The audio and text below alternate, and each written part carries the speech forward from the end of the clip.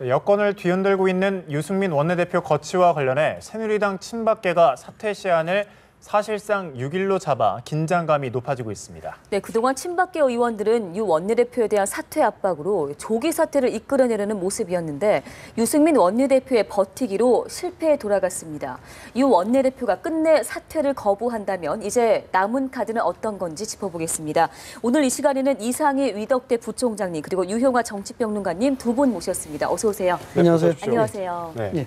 네, 앞서 리포트에서도 나왔는데 어제 국회 운영의 분위기가 통상적인 분위기와는 좀 달랐습니다. 예. 네, 그리고 또 묘했던 게 야당이 유 원내대표를 감싸는 분위기였고 유승민 원내대표는 박근혜 대통령을 좀 감싸는 이런 듯한 모습을 보여줬어요. 어떻게 보셨습니까?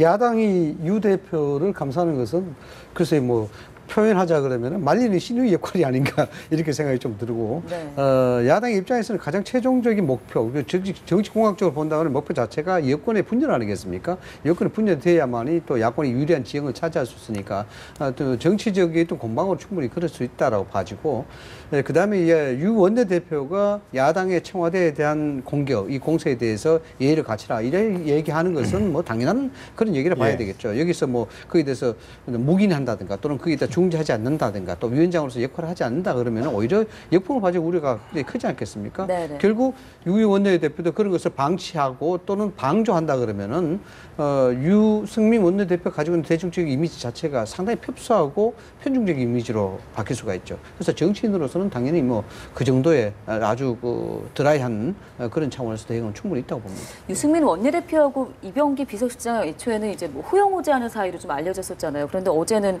통상적과는 티타임도 없었고요. 의례적인 인사도 없이 그렇죠. 그냥 이제 회의가 진행이 된 건데 회의 끝난 다음에 이제 유 원내대표가 먼저 제안을 하면서 7분간 독대가 이뤄졌다고 하잖아요.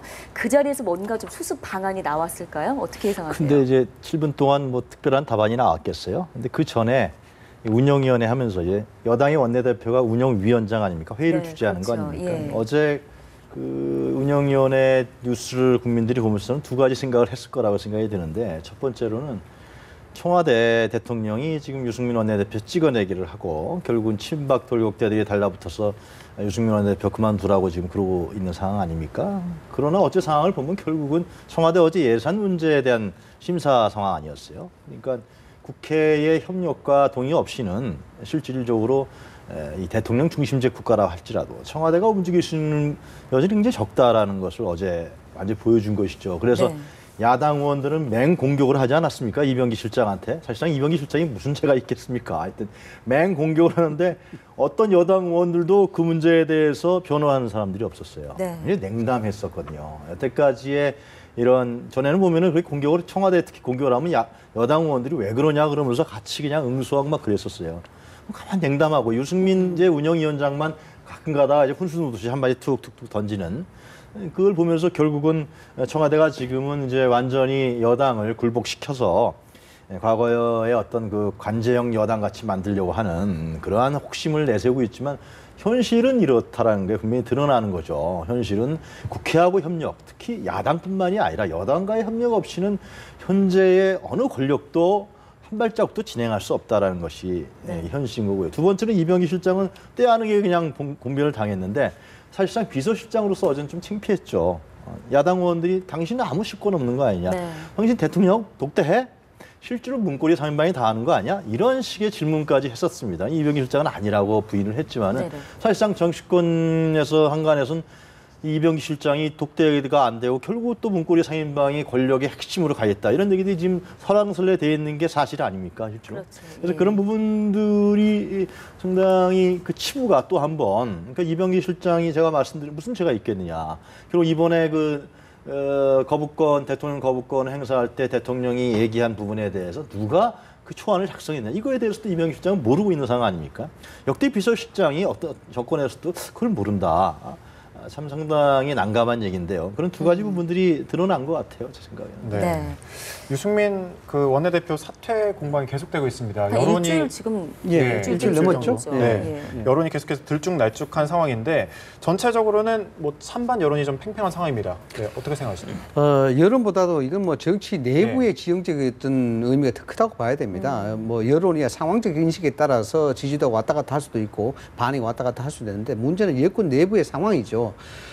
예를 들어서 이제 간단하게 본다 그러면은 유승민 원내대표가 사퇴를 하지 않고 버틸 경우 예. 그리고 버티지 않을 경우 이 두 가지로 상정이 되지 않겠습니까? 그렇죠. 예. 생각해 보자 그러면 버틸 경우에 예상할 수 있는 것이 결국 친박이 원하는 대로 구도가 되지 않게 되고 또 나가라 했는데 나가지 않으니까 그러니까 여권 내부의 내용이 심각해질 수밖에 없는 것이고 그 여권 내부의 내용이 심각해지는 것은 차치하고더라도 대통령의 국정 운영에 상당한 동력이 떨어질 수밖에 없는 그런 상황이죠. 물론 국무회의 석상에서 대통령이 정치적 메시지를 통해서 했다는 그 부분은 다소의 부적절한 면이 있습니다만은 예. 지금 와서 대통령이 잘 되고 못 되고 잘했고 못 되고에 대한 문제가 아니고 이제는 국정 전반에 대한 문제가 되는 것이거든요. 네. 그래서 유승민 대표가 끝까지 버틸 경우에 그런 문제 생기는 겁니다.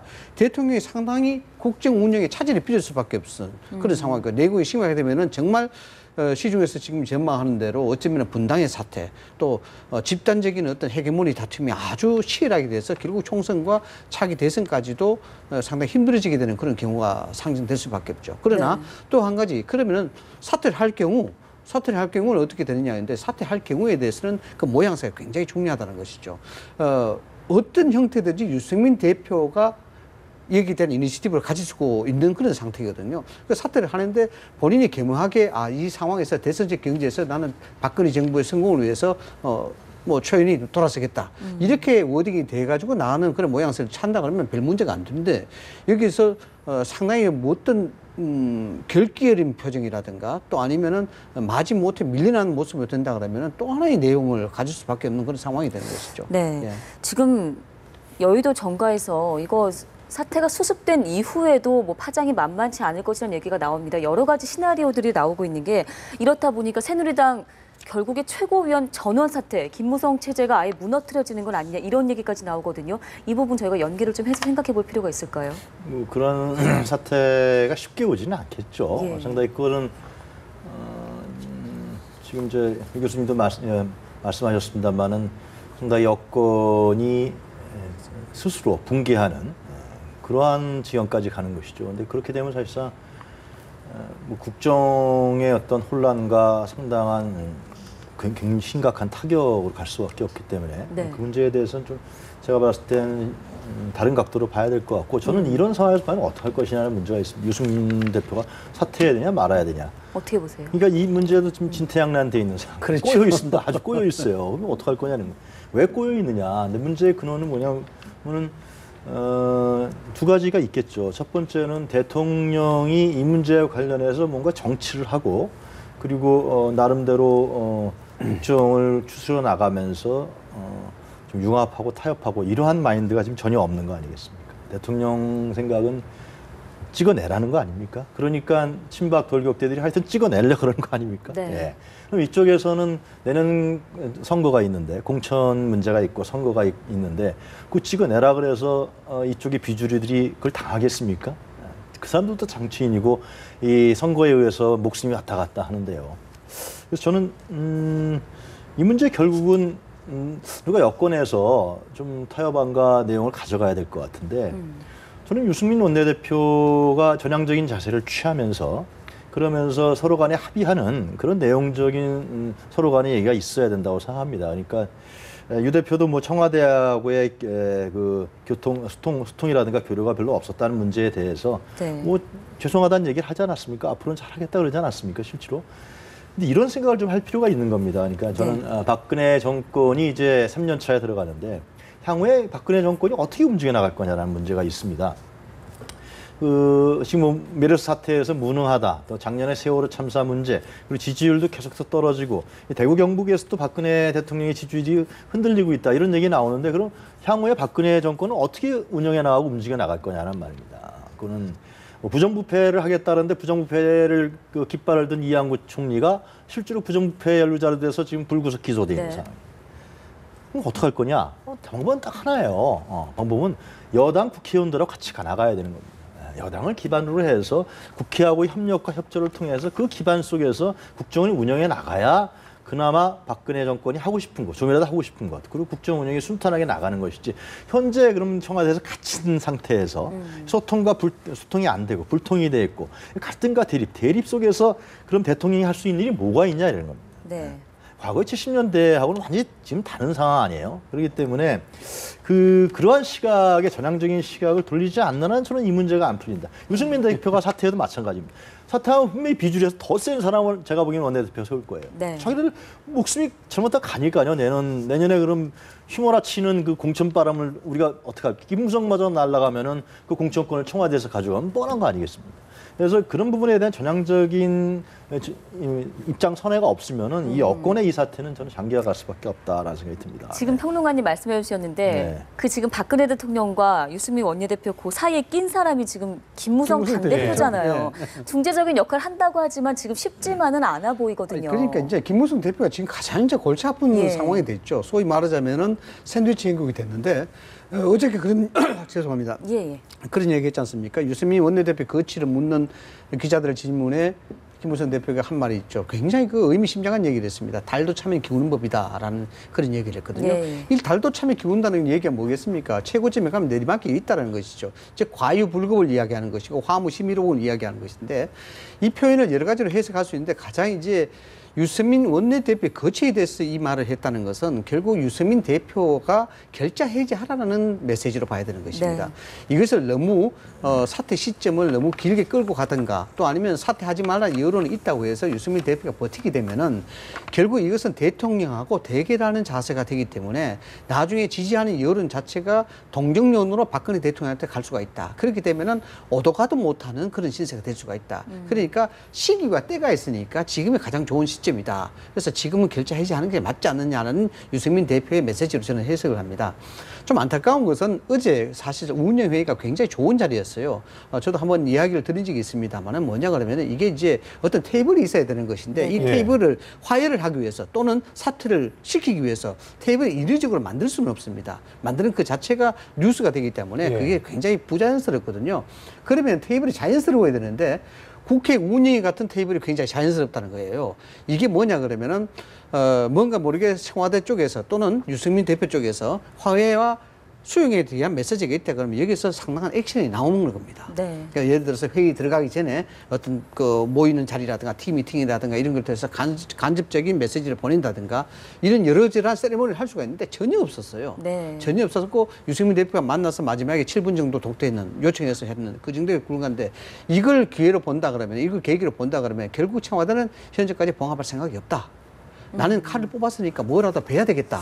라는 그런 입장을 분명히 갖고 있는 걸로 보여집니다. 그래서 이 문제가 굉장히 심각성이 있을 수밖에 없는 게 결국 그러면 유승민 대표가 이 부분을 받아들여야 되냐. 라는 문제죠.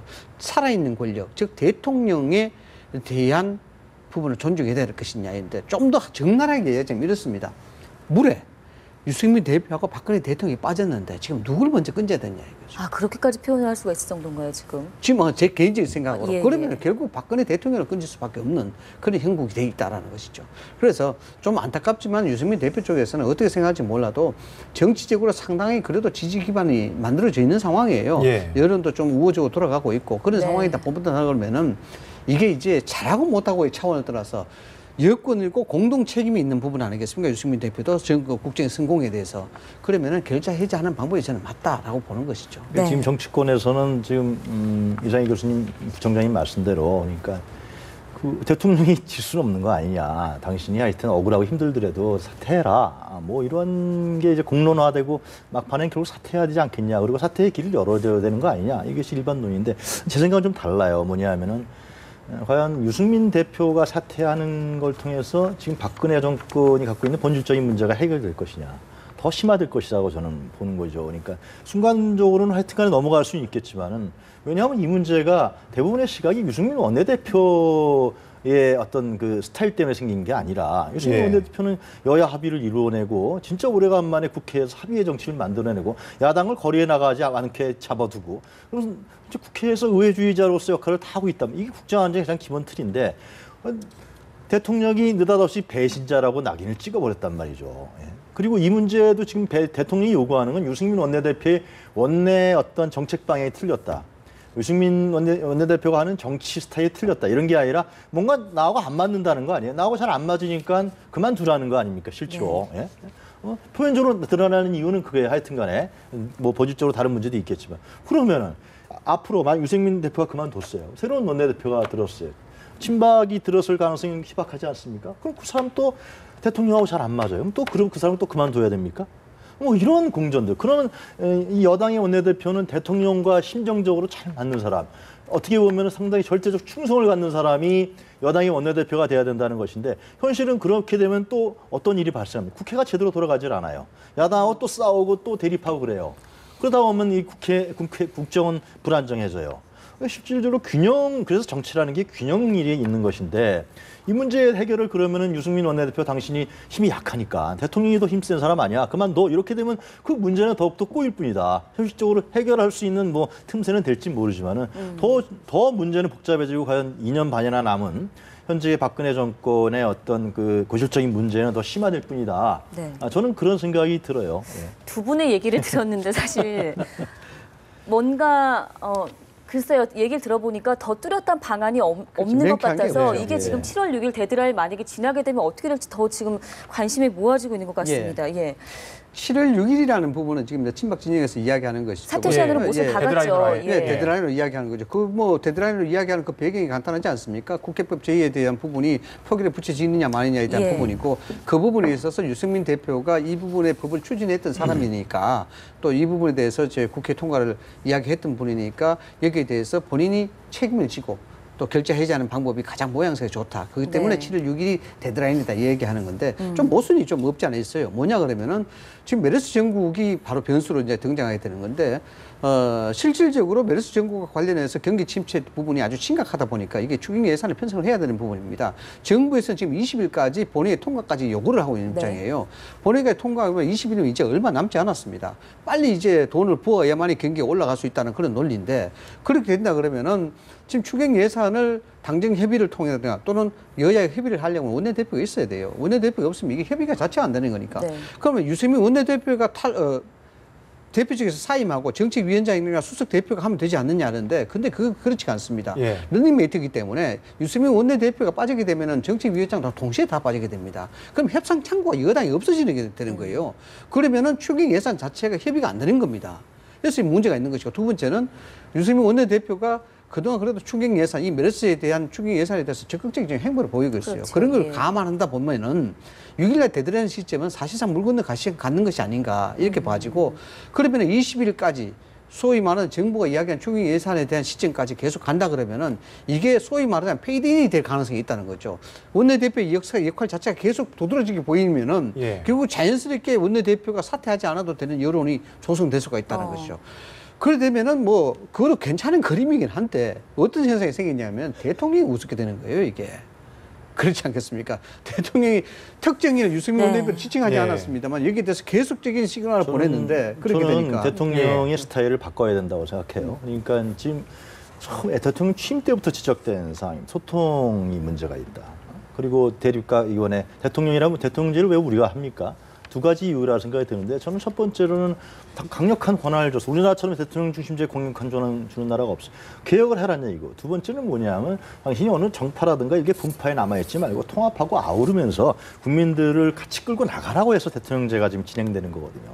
그런데 지금 현재는 우리 현재 대통령은 이러한 어떤 통합이라든가 아우르라든가 또 소통이라든가 이런 거에서 취약적인 약점을 드러내고 있는 것이거든요. 남은 2년 반 동안 계속해서 대통령이 이런 스타일을 고집한다 그러면은 시스템 있게 국정 운영이 안 된다 그러면 그 문제와 불행은 국민에게 갈 수밖에 없는 거거든요.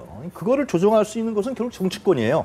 그거를 견제하고 비판하고 고치게 만드는 것은 결국 국회거든요. 그래서 국회의원들을 그래서 우리가 뽑은 거예요. 그 사람들 왜 뽑았어요? 그 사람들 뭐 연봉이 1억 이상씩 가져가러 뽑았나요? 당신들 견제 비판 기능 하라고 뽑은 거거든요.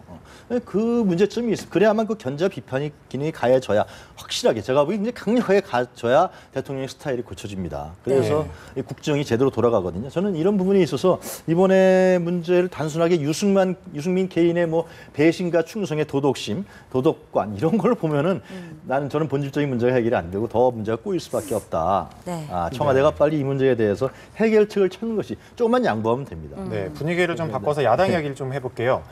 천정배 의원 측에서 10월 재보선 후보를 물색하고 있다는 이야기도 나오고 또 분당설도 나오고 또 신당 탄생, 뭐 벌써 또 나돈 신당설도 여러 개가 나오고 서너 있는데 개 정도 되는 것 같아요. 네, 이런 신당설 얘기도 나오고 있습니다. 간략하게 좀 이제 간략하게 말씀드리면 예. 여당이나 야당이나 분당과 신당 얘기 나옵니다. 네. 근데 시점을 보면 사회적 담론으로 본다 그러면 예. 나올 시점이 됐어요. 사실상 보수 정권, 뭐 진보 정권이 이어오면서 조금 이제 정치 판도가 달라야 되고 정당에 대한 이념적 철학적 가치가 좀 달라졌기 때문에 나올 시점이 됐는데 분당이든 신당이든 깃발이 좋아야 됩니다. 이 깃발이라는 것은 거기에 이 소위 대표적인 주자가 누구냐에 대한 부분, 그 다음에 주도하는 사람이 어떤 메시지를 주느냐에 대한 부분입니다. 지금은 이제 천정배 신당 발이 나오고 있는데 천정배 의원이 깃발을 드는데 과연 여기에 많이 모일 것인가에 대한 부분도 생각을 해봐야 되고, 그러면 그렇지 않다 그러면은 인물이 약하기 때문에 안 모인다. 그러면 천정배 의원의 메시지를 달려야 되겠죠. 내가 기득권을 내려놓는다. 예. 어떤 이념적 가치와 어떤 철학적 기반으로 이걸 하겠다. 네. 이 부분이 분명히 나와야 좀 이야기가 될 수 있습니다. 교수님 정치 판도 지금 나올 때가 됐다 얘기를 해주셨는데 말씀하신 것처럼 여당, 야당 지금 친노, 비노, 친박, 비박 그렇죠. 갈등 계속되고 있거든요. 이럴 경우에 지금 여의도에서 나오는 말이 정치 판도 완전히 다시 짜야 된다는 얘기가 나오는데 이거 실제 가능한 일일까요? 근데 이 문제가 결국 내년 총선을 앞두고서 벌어지고 있는 현상이기 때문에 예. 명분이라든가 이런 측면에서 봤을 때 서로가 약한 것이죠. 그러니까 우리나라 정당이라는 건 항상 이합집산하고요. 특히 대선을 앞두고서 또 뭐 거대 인물에 의해서 왔다 갔다 하고 이러면서 정당 정치가 제대로 자리 잡지 못하면서 사실상 국회도 자리 잡지 못하고 정치가 상당히 국민들에게 불신받는 상황이 됐는데 네. 이번에 천정배 의원이라든가 이러한 호남 쪽의 분들이 문재인 대표를 반대해서 예를 들면 신당을 만든다 그랬을 때 그것이 지역 중심적 신당, 물론 뭐 지역주의에서 얘기를 따로 하는 사람도 있지만은 지역 중심적 신당으로 하게 되면은 결국은 다른 우리나라 같은 경우는 대구 경북과 대립되는 신당으로 가는 것이고, 예. 예. 그래서 어떤 그 명분과 내용이 뚜렷해야 되는데요. 그 점에 대해서 과연 그러면은 이제 천정배 의원이라든가 뭐 다른 의원들이 어떻게 내거느냐, 그러면서 어떻게 새로운 정당을 만드느냐, 이것이 관건이 되겠죠. 네, 한 주간의 알겠습니다. 정치적 이슈를 이상희 위덕대 부총장, 유용하 정치평론가 두 분 모시고 말씀 나눴습니다. 네, 고맙습니다. 고맙습니다. 네.